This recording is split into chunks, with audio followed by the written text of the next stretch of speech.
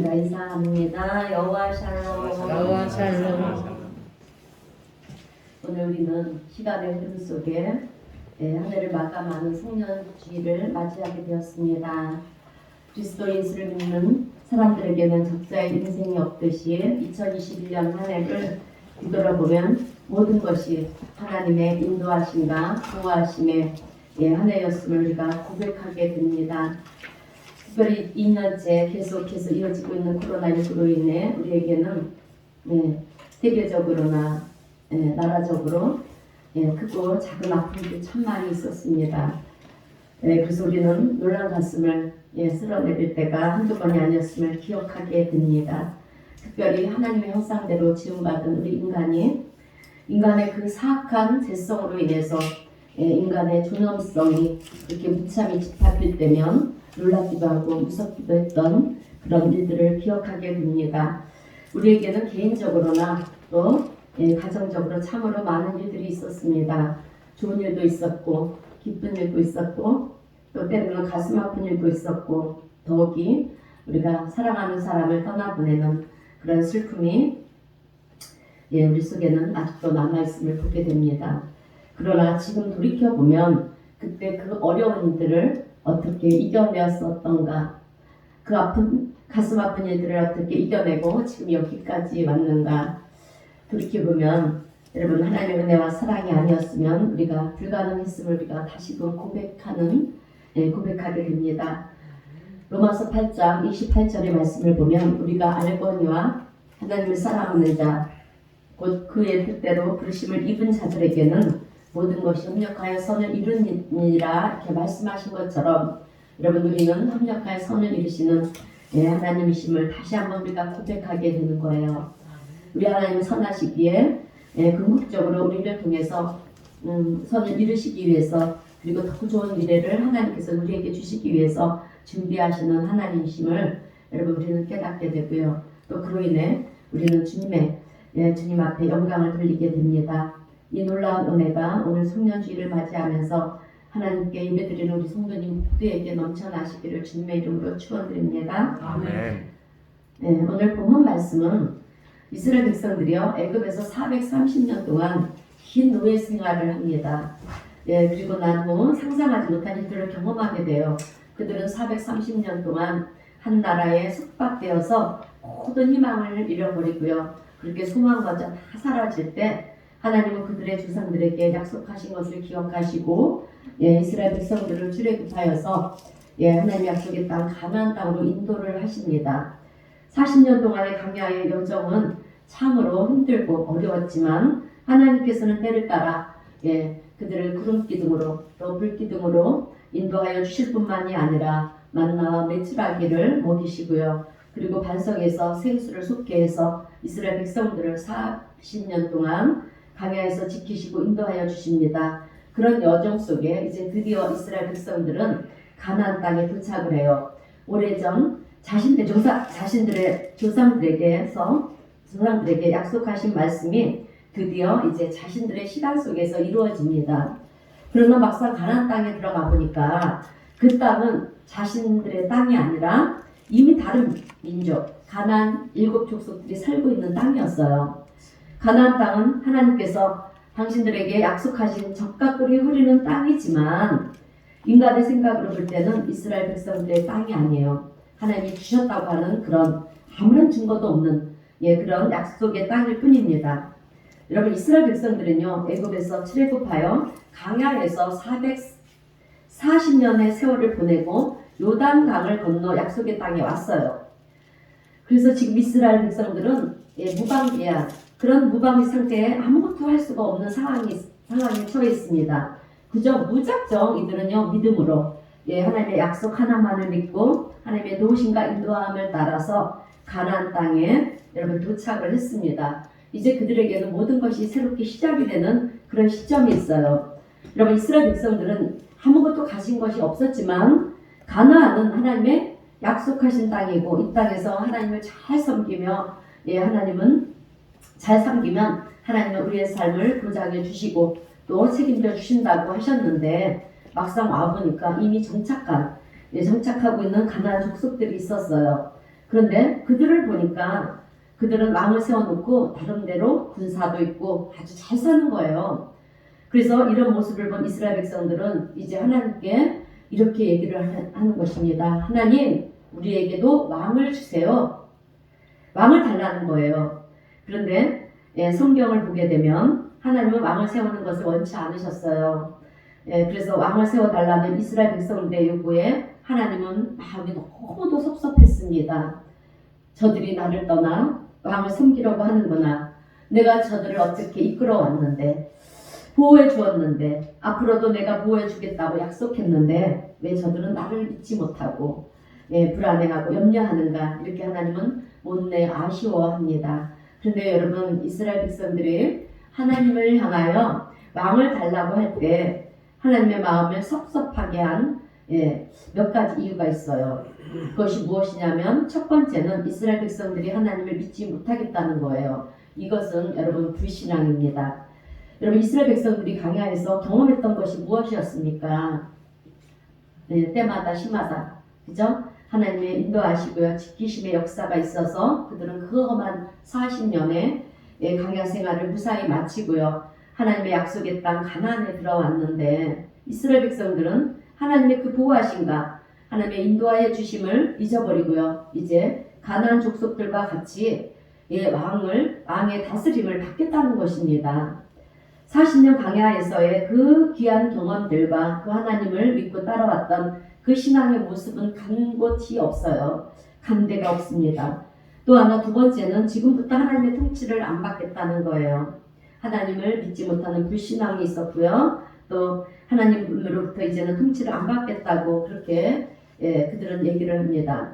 성경을 보면 지금까지 이스라엘 백성들은요, 사무엘 선지자를 통해서 하나님의 말씀을 전해 들었어요. 그래서 사무엘 선지자는 이곳저곳을 다니면서 이스라엘 백성들을 모아놓고요, 하나님 말씀을 전하는데 하나님 말씀대로 살아야 되느니라, 그것만이 살 길이니라 이렇게 전했어요. 그러면 이스라엘 백성들은 그 말에 화답을 합니다. 아멘하고 화답을 하는 것이었습니다. 여러분, 당시에는 하나님의 특별한 통치가 없었어요. 어떠한 일도 없었고요. 정치적으로나 경제적으로나 그 밖의 것들로요, 이스라엘 백성들을 통치한 적이 한 번도 없습니다. 이것을 가리켜서 영적 통치라고 해요. 이스라엘 백성들은 이렇게 선지자를 통해서 하나님의 영적 통치를 받으며 살아왔어요. 그런데 하나님만을 이렇게 의지하고 하나님만을 믿으며 살라고 하는 그 귀한 말씀을 이제 이스라엘 백성들이 여러 번 거절을 하는 거예요. 그리고 우리에게 왕을 주십시오. 이제 우리가 왕을 섬겨야겠습니다. 왕의 통치를 받으며 왕을 따라야겠어요. 이제 하나님의 영적 통치는 안 받겠습니다. 안 받겠다고 이렇게 거절을 하는 것입니다. 또 세 번째로 하나님의 마음을 섭섭하게 한 이유는 그들 가운데 종교 혼합주의가 있었습니다. 오늘 본문 5절 말씀을 보게 되면 사무엘 선지자를 통해서 하나님께서는 미스바로 모이라 이렇게 말씀을 하셨어요. 그리고 미스바에 모인 이스라엘 백성들을 향해서 하나님은 사무엘을 통하여 하나님의 약속을 이제 확인시켜 주시는데요. 하나님의 말씀에 순종하고 하나님만 섬기면 하나님이 도우시고 너희들의 삶을 보장해 줄 것이다 라고 얘기를 합니다. 그러면서 사무엘 선지자는 이스라엘 백성들에게 해야 할 도리에 대해서 얘기를 해줘요.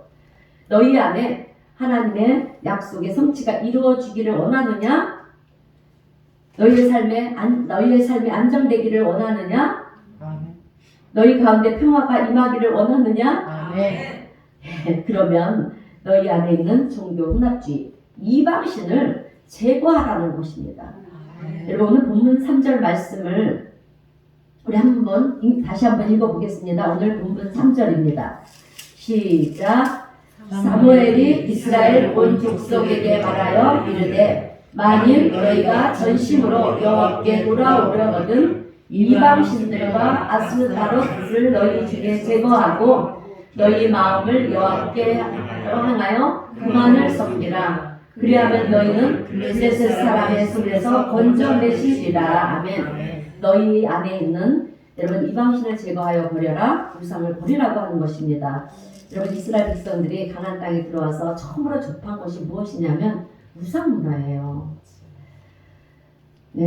그래서 여러분, 근데 우상이 무엇입니까?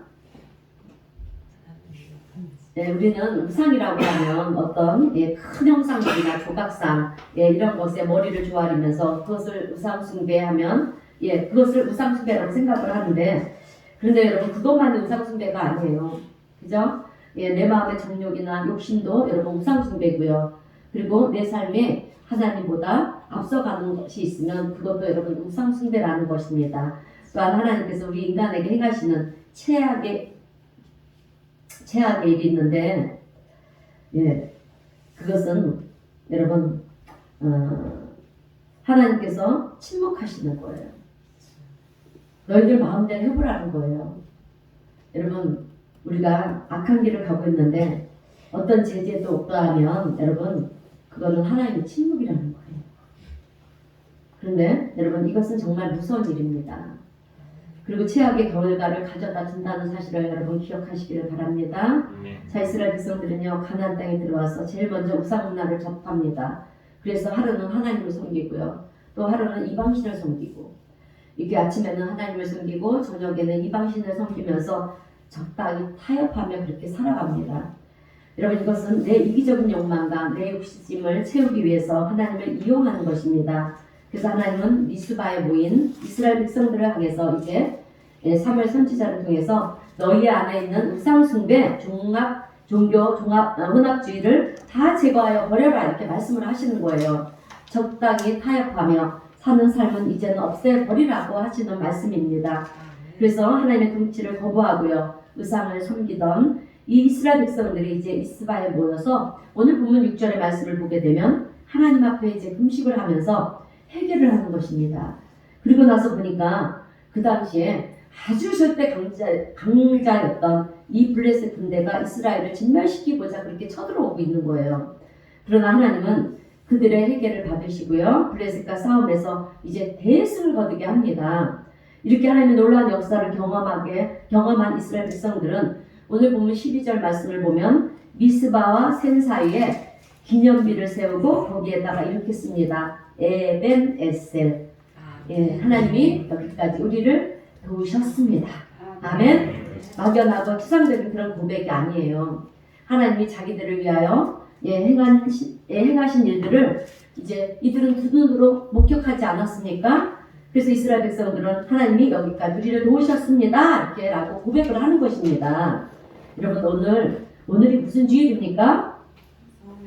네, 2021년 마지막 주일 송년주일 예배를 우리가 지금 드리고 있지 않습니까? 올 한해도 이제 닷새가 남았어요. 정말 어렵고 힘들었던 올 한해를 우리가 보내면서 여러분 오늘 우리 성도님들은 하나님을 향해 어떤 고백을 하시겠습니까? 오늘 저와 여러분들은 마음속에 에베네셀의 하나님 여기까지 나를 도와주셨습니다 라고 고백하는 그런 믿음의 기념비가 세워져야 할 줄로 믿습니다. 여러분 이 고백이 우리에게 있을 때 하나님은 새로운 시간들을 우리 모두에게 선물로 주실 것입니다. 아멘. 그러면 이제 하나님이 여기까지 도우셨다는 이 고백 속에는 어떤 내용이 담겨져 있는지 오늘 본문 말씀을 통해서 세 가지 말씀을 전하면서 함께 은혜를 나누겠습니다. 자, 첫 번째로 에베네셀, 하나님이 여기까지 도우셨다라고 하는 것은요, 여러분 하나님께서 오래 참으셨다는 거예요. 하나님의 오래 참음이 계셨다는 것입니다. 12절 하반절 말씀을 보게 되면 이스라엘 백성들은 여호와께서 여기까지 우리를 도우셨다 이렇게 희난 고백을 합니다. 여러분 여기까지라고 하는 것은 시각적 의미를 말하는 것인데 여기까지는 오늘 이 자리까지 하나님께서 우리를 도우셨다는 것입니다. 여러분 이스라엘 백성들은요 하나님의 말씀을 저버리고 자신들이 좋아하는 우상을 만들어서 절을 하던 그들이었는데 그럼에도 불구하고 하나님은 여기까지 우리를 도우셨다는 것입니다. 이것은 하나님이 오래 참으셨다는 거예요. 여러분 하나님이 가장 싫어하는 것이 뭘까요? 우상 숭배입니다. 이것은 하나님과 세상을 범하여 섬기는 거예요. 우상을 섬기고 하나님도 섬기는 이 어중한 자리에 우리는 서 있으면 안 됩니다. 우리 그리스도인들은요 반드시 분명한 자리에 서 있어야 되는 거예요. 근데 안타깝게도 어중한 자리에 서 있는 성도들이 많이 있다라고 하는 것입니다. 여러분 우상이라는 것은요 제가 좀 전에도 말씀드린 것처럼 어떤 큰 형상물이나 조각상들을 만들어 놓고 거기에 머리를 조아리는 것만이 우상이 아닙니다. 우리의 가정, 우리의 사랑, 그리고 돈과 권력, 성취 속에는 모든 것이 하나님보다 앞서면 그것이 우상 숭배예요.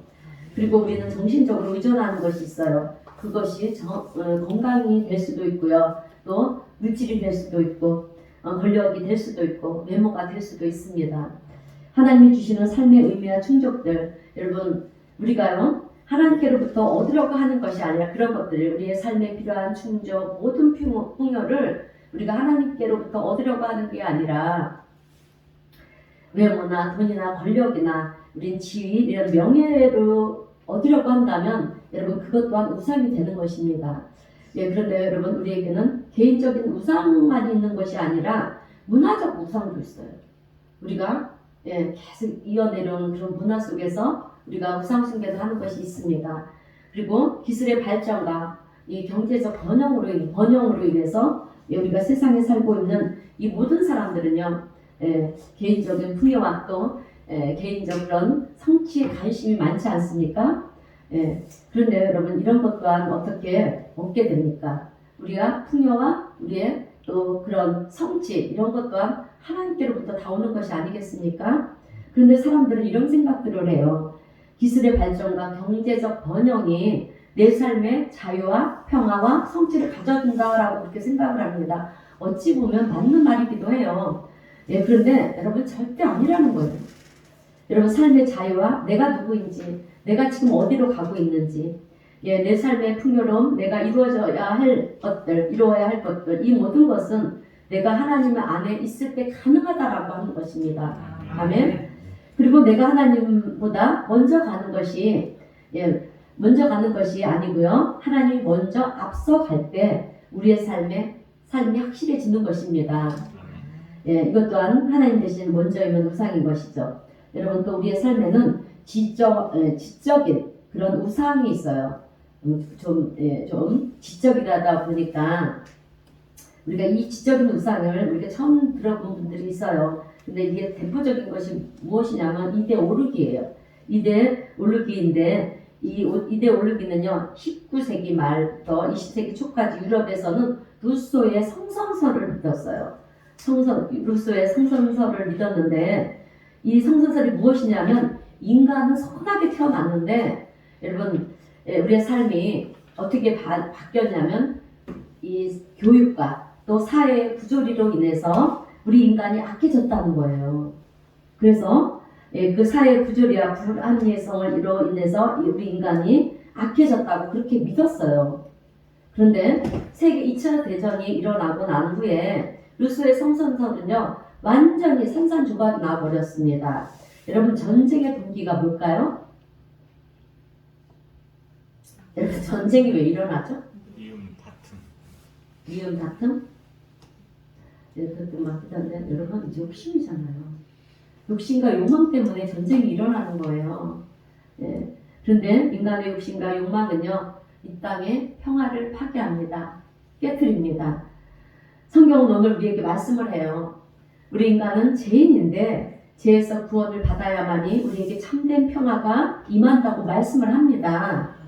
우리 한 사람 한 사람에게 예수 그리스도의 은혜가 임하게 될 때 여러분 우리는 변화가 되는 거고요. 또 선한 자가 되고요. 성령이 우리의 삶에 함께 할 때 여러분 우리의 마음에 평화가 임합니다.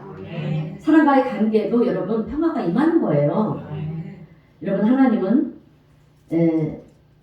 하나님과 세상을 겸하여 섬기는 우리 개인적인 혼합주의나 그리고 가정의 혼합주의나 내 지식, 내 경험, 내 개인의 성취 그리고 내 삶의 자유나 풍요 이런 것들이 하나님보다 우선이었고 앞섰던 우리 우상 앞에서 여러분 사실 하나님은 오래 참으셨다는 거예요. 기다려 주셨습니다. 그래서 우리가 하나님의 오래 참으심으로 인해서 이제 우리가 구원을 받은 것입니다. 그래서 베드로후서 3장 15절의 말씀을 보게 되면 우리 주의 오래 참으심이 구원이 될 줄로 믿으라 이렇게 말씀하고 있어요. 이 말씀은 하나님의 오래 참으심이 하나님의 인도하심이 여러분 우리의 구원이 된다라고 하는 말씀입니다. 그래서 에베네셀 하나님이 여기까지 도우셨습니다 라고 하는 말은 하나님의 오래 참음이 우리의 구원이 되었다라고 하는 말씀이에요. 두 번째는 회복시키시는 하나님이십니다. 이제 우리를 오래 참아주셨다면 이제 하나님은 회복시키시는 하나님이십니다. 여러분 여기까지 도우셨다는 이 에베네셀의 고백 속에는 우리 하나님이 나를 회복시켜 주셨다라는 말이기도 하는 거예요. 오늘 본문 7절 이하의 말씀을 보면 이스라엘 백성들이 이제 미스바에 모여서 회개 집회를 하고 있을 때 당시 절대적 강자였던 이 블레셋이 쳐들어옵니다. 이스라엘을 전멸하고자 쳐들어오는데요. 그때 이스라엘은 절대 강국은 이 블레셋에게 속수무책이었어요. 그래서 이제 그들은 뭐라고 생각하냐면 이제 우리는 죽게 되었구나. 벌컥 떠는 거예요. 망하게 되었구나. 두려워합니다. 이때 사무엘 선지자가 이스라엘 백성들에게 말을 합니다. 여러분 걱정하지 마십시오. 우리 기도합시다. 그동안 우리가 하나님 말씀에 불순종하고 또 우상을 숭배하면서 우리들의 잘못을 숭배했던 그런 우리의 잘못들을 회개합시다. 그렇게 회개 기도를 해요. 그때 하나님은요 이스라엘 백성들의 그 회개 기도를 들으시고요 응답하셔서 오늘 본문 10절의 말씀을 보게 되면 하나님 블레셋을 우레로 내려치시고요 군대를 사방으로 흐트러뜨리고 그 흐트러진 블레셋 군대를 이제 이스라엘에게 뒤쫓게 해서 여러분 승리하게 만듭니다. 그리고 여러분 그 뒤가 아주 중요해요. 14절 말씀을 보면 과거에 잃어버린 땅을 다시 되찾게 해주시고요 회복시켜 주신다고 그렇게 말씀을 하고 있어요. 우리 본문 14절 말씀 우리 다시 한번 읽어보겠습니다.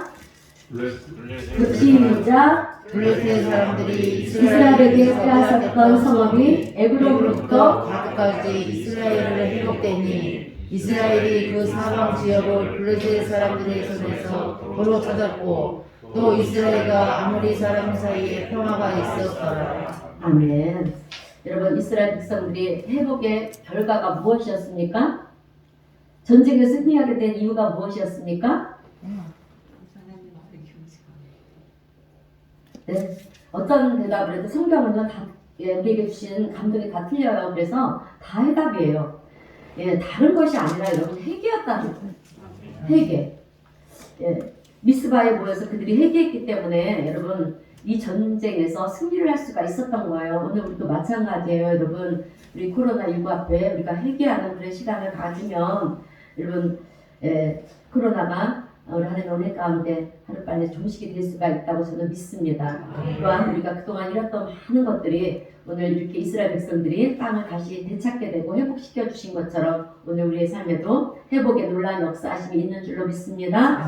자, 그래요. 회개밖에 없습니다. 여러분 회개는요 무엇이냐면 마음을 돌이키는 거예요. 내가 가던 길에서 그 길이 잘못됐다라면 돌이키는 게 회개입니다. 이제껏 내 마음대로 내 뜻대로 살았다면 이제 삶의 방향을요 하나님께로 바꾸는 거예요. 이게 회개입니다. 이럴 때 우리의 삶에 새로운 역사가 일어나고요 새로운 회복의 역사가 일어나는 것입니다.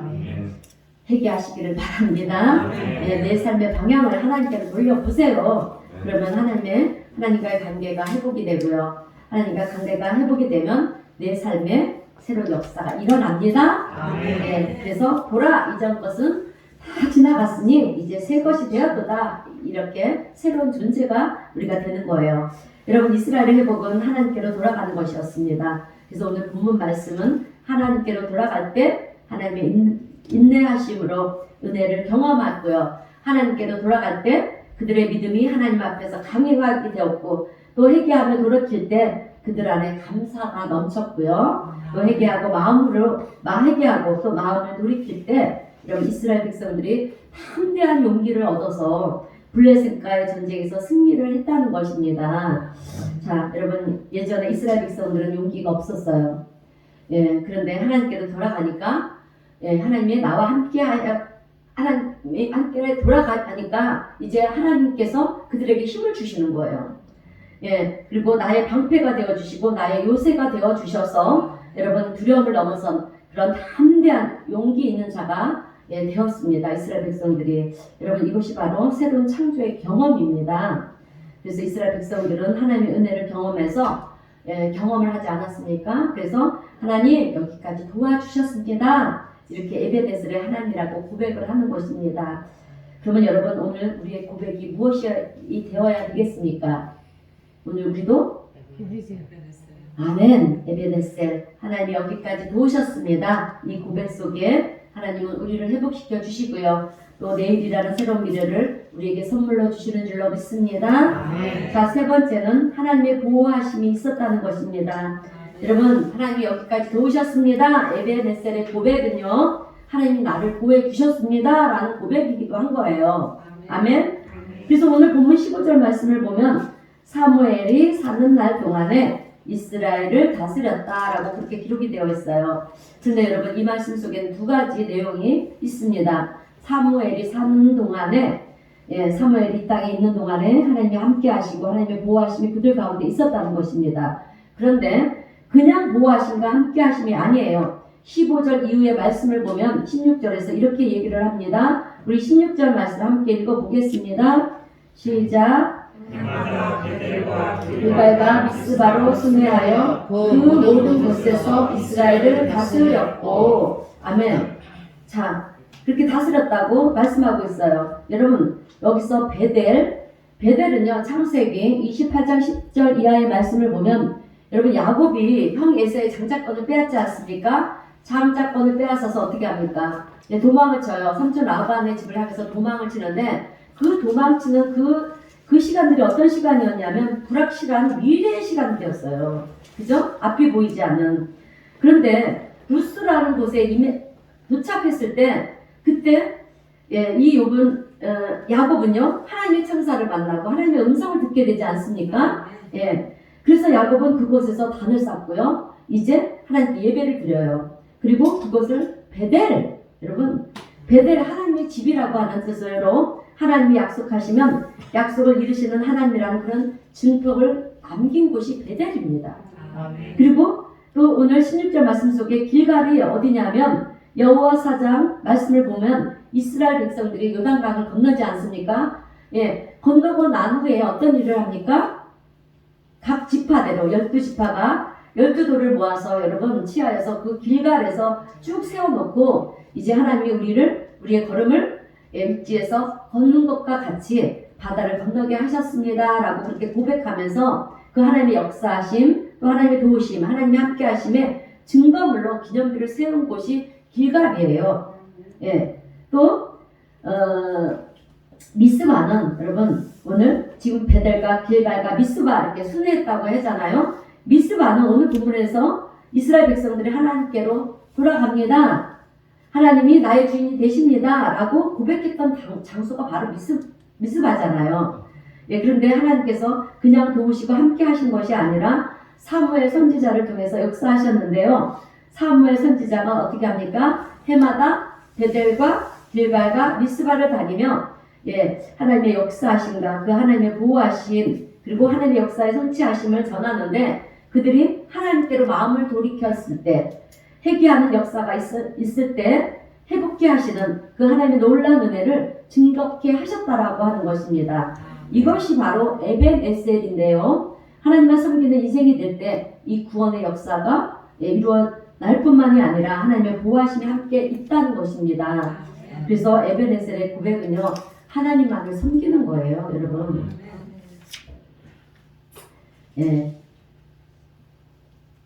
여러분, 사실 우리는 실수를 합니다. 그죠?